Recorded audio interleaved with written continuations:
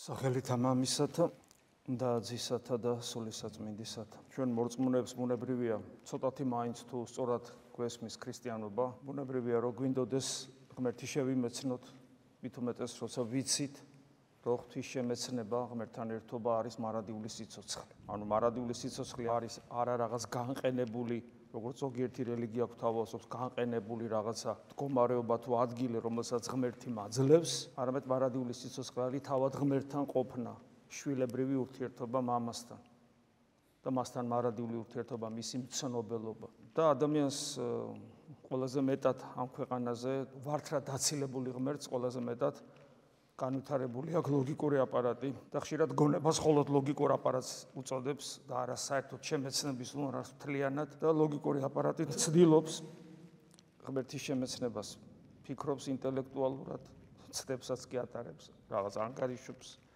მატერიაში ეძებს ღმერთს, მატერიის კვლევით ეძებს ღმერთს და რობერტ პოულობს მე ამბობს რომ ღმერთი არ არის. შესაბამისად, ამდენ ლოგიკურ ძიებას, მაძიებლობას და ფიქრს ბევრი კითხვები მოყვება და ბევრი საუბარის. ამიტომ ბევრ კითხვებს სვავს, შესაბამისად პასუხობს და თუ აცდა კიდე ჭეშმარიტებას, მე ქადაგად დავარდება ბჭყალებში და 1000 სისულელეს ამტკიცებს.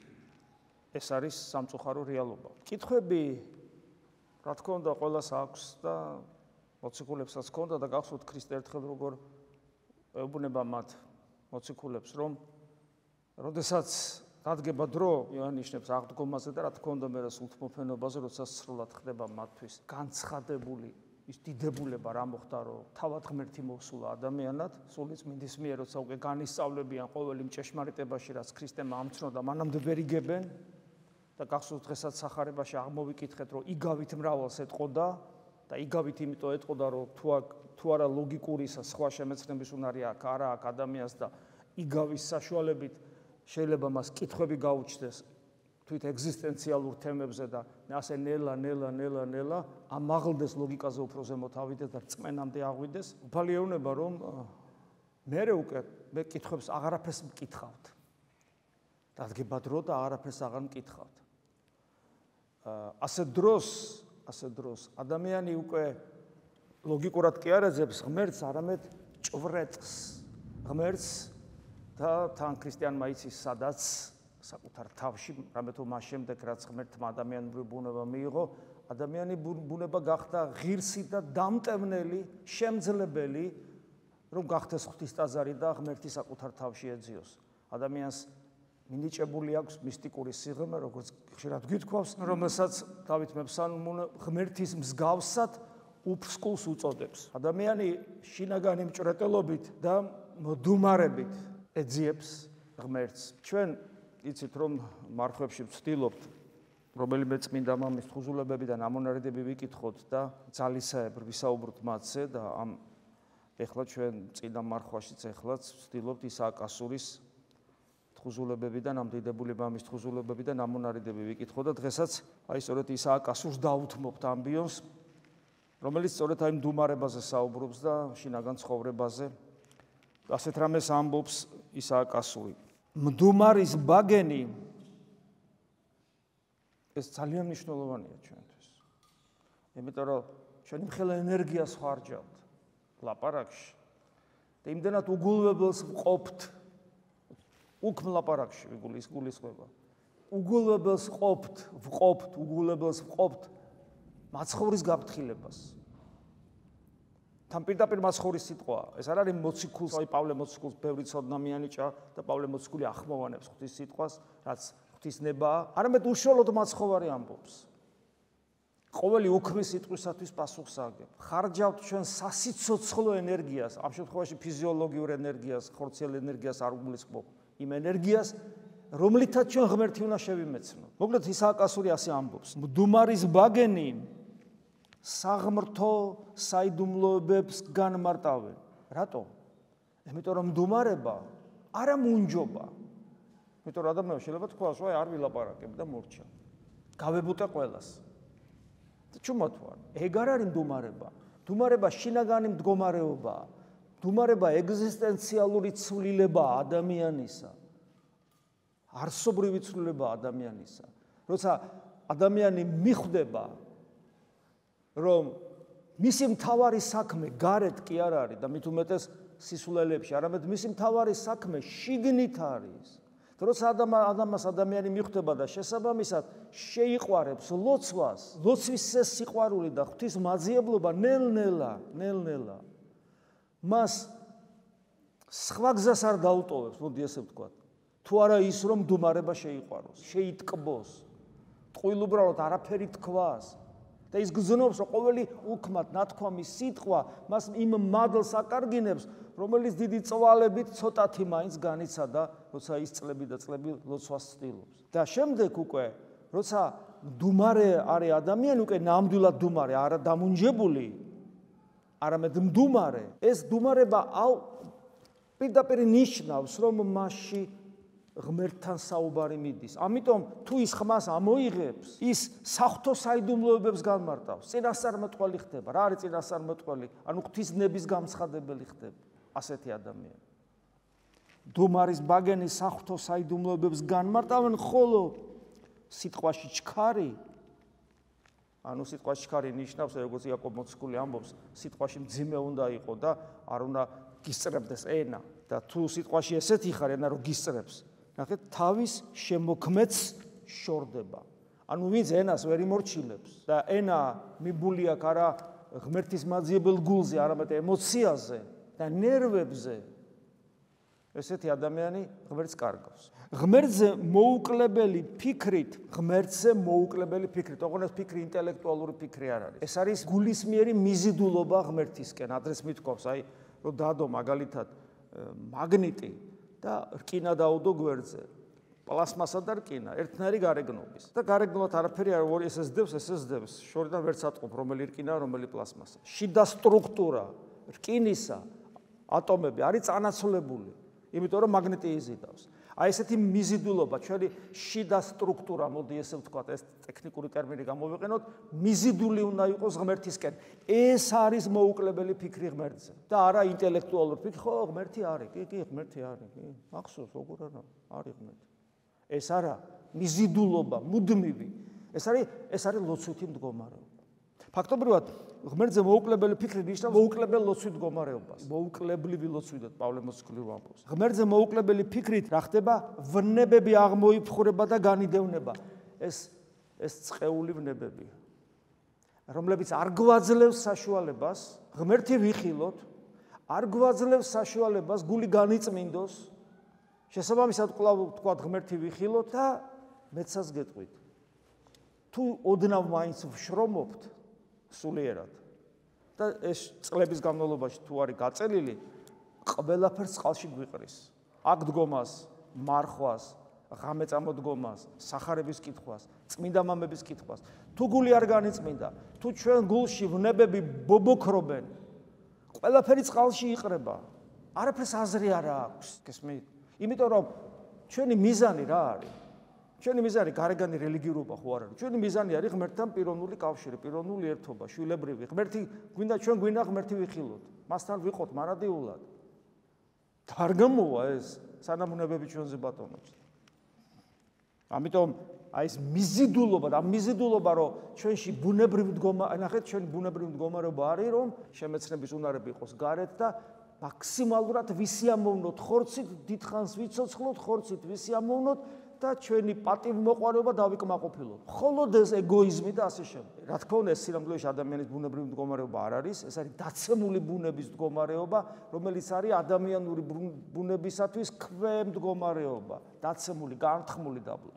ხოლო ადამიანისათვის ბუნებრივი მდგომარეობა, რომ ღმერთზე იყოს მიზიდული, მაგრამ რადგან ჩვენი დაცემულობა, ეს არის რეალური მოცემულობა, ჩვენ ვიბრძვით ამ დაცემულ ბუნებასთან, ეს არის ასკეტური ღვაწლი ამას ნიშნავს და ნელ-ნელა შეიძლება მიაღწიო მდგომარეობას, რომ ღვთისაკენ მიზიდულობა გახდეს შენთვის ბუნებრივი. აი როგორც სუნთქავ ბუნებრივია, კუჭისვენი გამოგიყოფა, გული გიცემს, თავდაცვის რეაქციები გაქვს, თვალს დააპაჭურებს რაღაცა მოვა თვალთან, აი რაღაცა ბუნებრივი, რომელიც შენთვის ბუნებრივია. აი ესეთივე ბუნებრივი გახდება, თუ ჩვენ სწორად ვიცხოვრებთ, რომ ჩვენი გული მუდმივად მიზიდული იქნება ღმერთისკენ. ასეთ გულში ვნებები აღარ არის უკვე, ვეღარ ჩერდება, ხურდება გული. აი როგორც ეფრემ არიზონელი ამბობს, როგორც ცხელ ტაფაზე ქინქლები ვეღარ დაჯდებიან და ბუზები ვეღარ მიეკარებიან, ასე ადამიანის გული, ვერანაირი ვნებები, ვერანაირი დემონური რაღაცა ჭინკები დაფრინავენ შინ, როგორც ცდილობენ ჩვენ გულში შეღწევას, ვეღარ გვეკარებიან. რა ახურებს ამ გულს, რა ღვთისმხურვალეს, აი ეს მიზიდულობა ღმერთისაკენ, მუდმივი. ამას უფალი რას უწოდებს? ცეცხლს, რომლის მოფენათაც მოვიდა და ნებავს, რომ ყოველი ადამიანის გულში ეს ცეცხლი აბრიალდეს, აღეგზნას, ანუ აინთოს. ესეთი მდგომარეობა უნდა ქონდეს ქრისტიანს. ვისაც საკუთარ სიღრმეში ღვთის ხილვა სურს და სხვაგან ვერსად ვერ იხილავთ, მინდა გითხრათ. ვერსად ღმერთს ვერ ნახავ. ღმერთის კვალია ყველგან, თუ ადამიანი უგუნური არ არის, მაგრამ თავად ღმერთი რომ იხილო, არა კვალი, არამედ თავად ღმერთი რომ იხილო, ამისთვის სამყაროში ერთადერთი ადგილი არსებობს, ეს არის გონიერი ადგილი და ხილულ სამყაროში ერთადერთი გონიერი ადგილი არის ადამიანის მისტიკური სიღრმე, ანუ გული. სხვაგან ღმერთი არ არის და სხვის გულში კიდე ღმერთს ვერ იხილავ. საკუთარ გულში უნდა იხილო ღმერთი. ანუ სხვისი განწმენდილი გული შენ არ გიშველის. შეიძლება მიხვდე, რომ ეს ადამიანი ცოტა სხვანაირია, მაგრამ მხოლოდ საკუთარ გულში იხილავ მას და ანუ ნახეთ, თუ გული არ განიწმინდა ჩვენ, არანაირი შესაძლებლობა, რომ ღმერთი ვიხილოთ არ გვაქვს და მეცას გეტყვით, გარდაცვალებაც არ გვიშველის. ზოგზონია რომ აქ ვერა, მაგრამ რო გარდავიცვლები, მე რო ყველაფერი კარგად იქნება. არა. რაც ხარ იგივე დარჩები. უბრალოდ ბუნებითაც სხვა მდგომარეობაში. მაგრამ არაფერი არ შეიცვლება. ამიტომ მოვასწროთ სანამ ცოცხლები ვართ და ეს ასაც მე თქვენ გეუნებით, ეს ხო ხვდებით რომ ჩემი აზრი არ არის. ვერცეთ წმინდა მამას ვერ ნახავ. კანონიზირებულ წმინდას ვამბობ. ვერცეთ წმინდას ვერ ნახავ, რომელიც გეტყვის, რომ აქ ხო მეტნაკლებად იცხოვრებ, არა. მე კი, მე ღმერთს ნახავ და ყველა იმას ამბობს. ყველა, რომ აქ თუ არ იხილავ, მე ვეღარ იხილავ. აქ არის. აქ უნდა მოვიდეს ჩვენი გული მაგდგომა. ამისთვის დავიბადენით ჩვენ. ამისთვის მოგვავლინა ღმერთმა აქ. ამიტომ გვაქვს მოსასწრებად საქმე, სანამ პირში სული გვიდგას. იშვიათი გამონაკლისი. არის მოწამეობრივი აღსასრული. როდესაც ადამიანმა და ეკლესიის ისტორიაში ამის მაგალითებია. თქვათ ადამიანი რაღაც ისე გულარხეინად ცხოვრობს და რაღაც მდგომარეობაში აღმოჩნდება ისეთში, რომ ფაქტიურად მას თხოვენ უარყოფას ღმერთისა და არ გამოირჩეოდა არაფერი წმინდა ცხოვრებით, შეიძლება მრუშიც კი იყო, ეგეთი მაგალითებიც არის. აი მრუშია ვიღაცა. და უცებ მდგომარეობაში ჩავარდა და მას თხოვენ ღვთის უარყოფას და გაჯიქდა არა. ქრისტესთვის თავი დადო. და ამის მაგალითი პირველი ჯვარცმული ავაზაკია, რები აქვს ნაკეთები ვინიცის და 64-ში შევიდა. ეს არის მოწამეობრივი აღსასრული, მაგრამ მოწამეობრივი აღსასრულის ღირსი უნდა გახდე. ღირსი, რომ ეს ღირსებით მოკვდე, ღირსებით. ესეთი რამე ყველას ხვედრი არ არის. უმრავლესი ადამიანის ხვედრია, რომ ეს მოწამეობრივი სული გაწელილია მთელი მისი ცხოვრების განმავლობაში, აი რომ მოწამეობრივი ღვაწლი რაღაცა, თქვა რომ წარმოვიდგინოთ, კონცენტრირება ქრისტეს სიყვარულისა, რომელიც გამოვლენილია ფიზიკურ თავგანწირვაში, ეს რომ გაწელო და ცოტა უფრო ესეთი ეს კონცენტრირებული აღარ იქნება და გაწელო მთელს ცხოვრებაზე. და ასეთი დროს, ასეთი ადამიანის ცხოვრება, მთელი ცხოვრება მოწამეობრივი ღვაწლია, ოღონდ პატარ-პატარა დოზით, ესმით ყოველდღიური შრომით, ყოველდღიური ღვაწლით. ეს არის ღირსი მამების ღვაწლი, რომლებსაც ჩვენ ვბაძავთ. ხოლო მოწამე ყველაფერ ამას ერთ წამში აკეთებს და ვისაც რისი ნიჭი მიეცა, იმის შესაბამისად ცხონდება. მოწამეობა უფრო იშვიათია. ხო და ვისაც საკუთარ სიღრმეში ღვთის ხილვა სურს, იგი აიძულებს თავის თავს, ნახეთ, ხო გინდა რომ ღმერთი იხილო. რა უნდა ვქნა? აი, გიწერია რა უნდა ვქნა.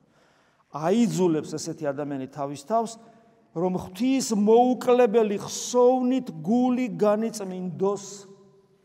ანუ ლოცვა ისწავლოს, რაც ჩვენ ყველაზე ძალიან გვიჭირს და ყველაზე ძალიან გვეზარება. და ლოცვის გარეშე ჩვენი გული არ იწმინდება. განიწმინდოს შედეგად განათლებული და ამის შედეგად განათლებული გონებით ღვთის მუდმივი ჭურეტელი შეიქმნება. მისტიკა, აი ქრისტიანული მისტიკა, ეს არის ქრისტიანობა. მე აგზელებს ვინც, ნახეთ როგორი სიტყვებია, ვინც ცეცხლოვანი მოშურნეობით, არა მოშურნეობით, არა ცეცხლოვნად, არამედ ცეცხლოვანი მოშურნეობით, ეს პავლე მოციქულის სტილია, პავლე მოციქული საუბრობს სულ ასე. და ისააკ ასურის ასე საუბრობს და ძალიან ბევრი წმინდა მამა. ვინც ცეცხლოვანი მოშურნეობით დღე და ღამე, გახსენდებათ უფლის სიტყვები, რომ ესე იგი ღვთის წინაშე უნდა ილოცოთ მუდმივად დღე და ღამე, თუ გინდა რომ ღმერთმა ისმინოს დღე და ღამე ღმერთს უნდა ევედრებოდე. ამ სიტყვებს იმეორებს. ცეცხლოვანი მოშინობით, ვინც დღე და ღამე ღმერთს ეძებს, მორწმუნე ნიშნავს ადამიანს, რომელმაც იცის რომ ღმერთი არის და მას მუდამ ეძებს. რო შე რო იცი რომ ღმერთი არის, რო წამს, ხო არ გინახავს, ახლა უნდა ნახო. ესე იგი დღე და ღამე ღმერთს ეძებს სად? გულში, ხაზგასმულია კვლავ და თან მასში მწერთაგან დათელსილ ღვარცლს ძირკვავს. ანუ ვნებებს. იგი დემონთათვის, ასეთი ადამიანი დემონთათვის საშიში, ხოლო ღვთისათვის და მისი ანგელოზებისათვის სასურველია. შეადარეთ ახლა ადამიანს, რომელსაც ჯადოსი რო ეშინია. სულით განწმენდილს, ნახეთ, მე იწმინდება სულით, ხო?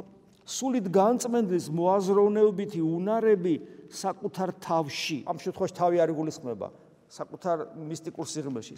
სიღრმეში აქვს, თლაცაუცა რაღაცებს ამბობს ახლა.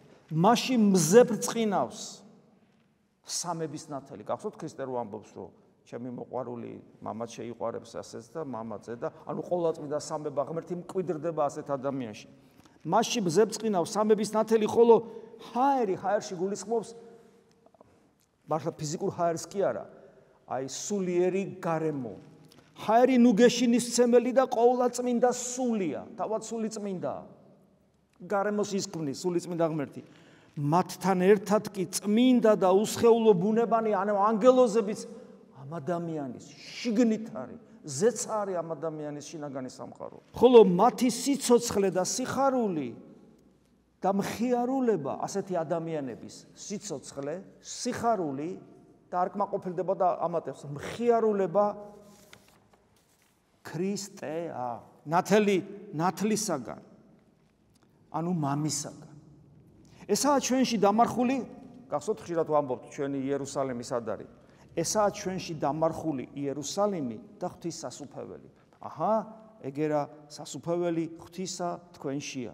ლუკას სახარებაში რომ კითხულობთ. სივრცე ღვთის დიდებისა, ანუ ეს კიდევ აი ეს გარემო, მოდი ახლა ეს ტექნიკურ ტერმინად აღიქმება, რომელშიც მხოლოდ გული წმინდანი შევლენ და იხილავენ თავიანთ მეუფის პირს, ანუ სახეს, ანუ გაიცნობენ და მისგან მოფელნილი ნათლით განათლდებიან. აი საოცრებაა უბრალოდ. და თან ლაპარაკია როგორ ადამიანებზე, გარდაცვლილებზე კი არა, ცოცხლებზე, რომლებიც ჯერ კიდევ ცოცხლები არიან, აქ არიან. ეხლა ამის საპირისპირო მდგომარეობაზე საუბრობს, ვინც ღიზიანდება და ვინც მრისხანებს, ვინც პატიმოყვარია, ვინც მომხვეჭელია, ვინც გემოთმოყვარია, ვინც აი მდგომარეობის საწინააღმდეგო მდგომარეობებს ჩამოთვლის.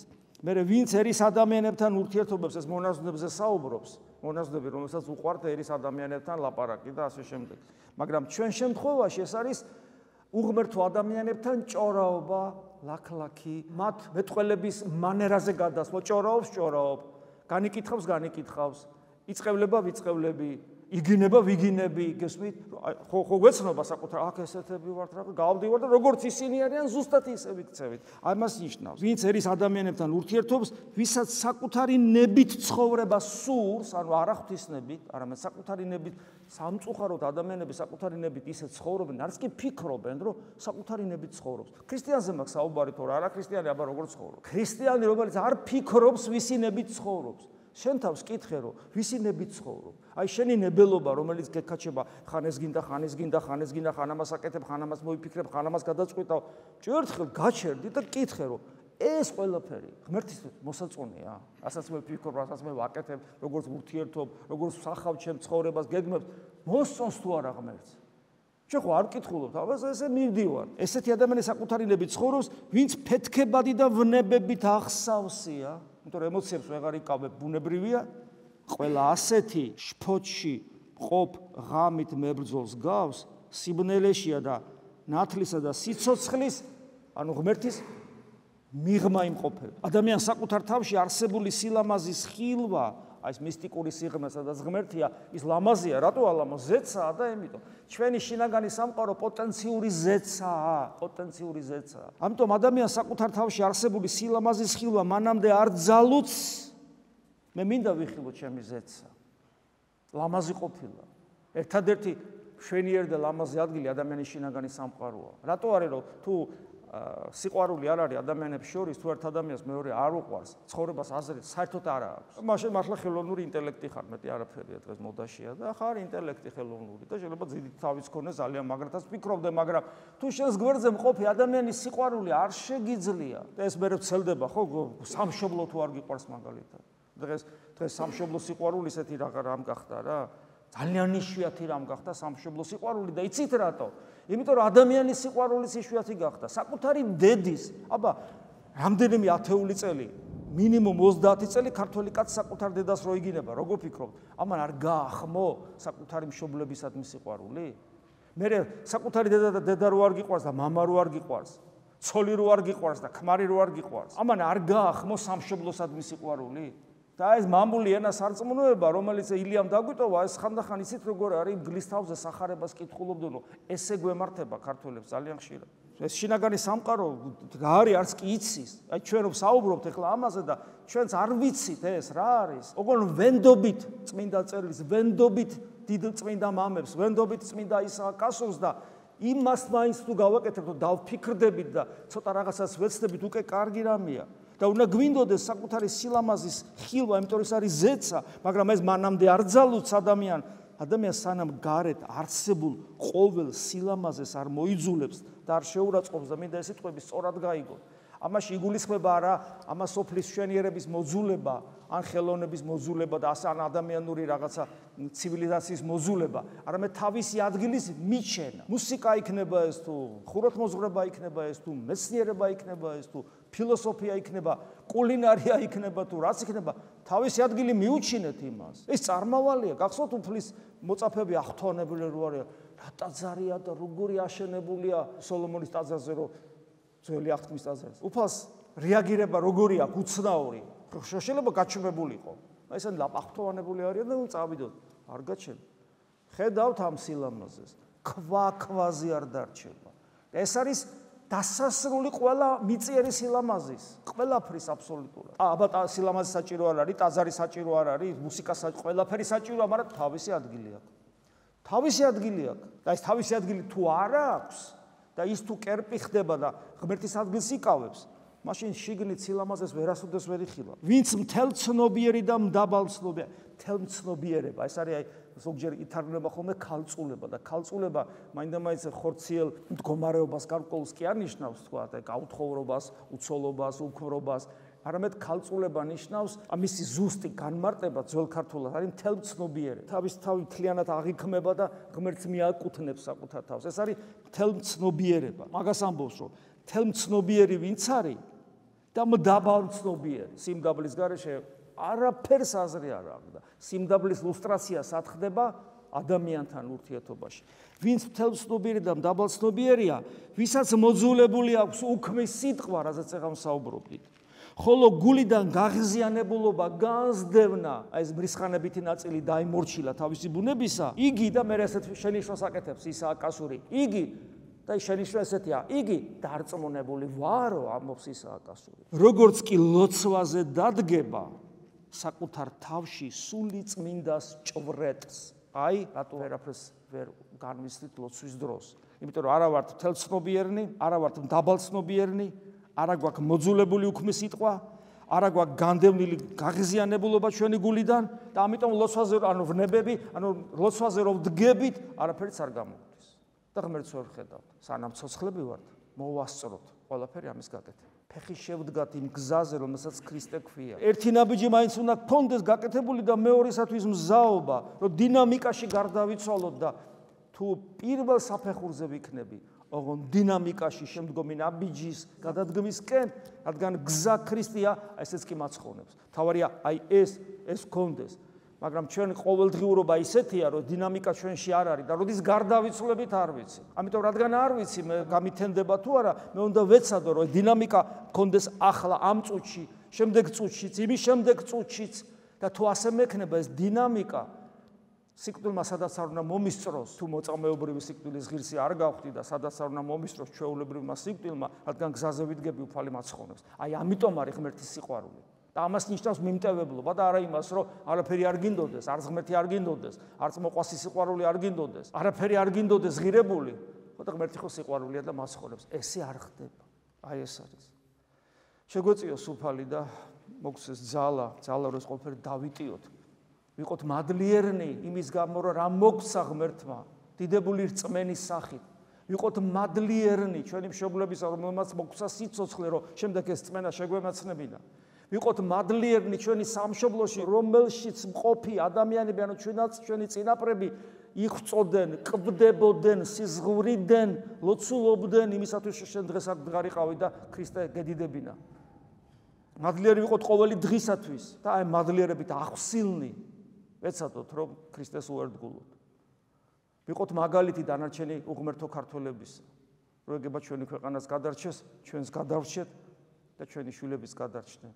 ამინ. მადლი უფლისა ჩვენისა იესო ქრისტეს და სიყვარული ღვთისა და მამის და ზიარება სულისა წმინდისა იყოს თქვენ ყოველთა თანა. ამინ.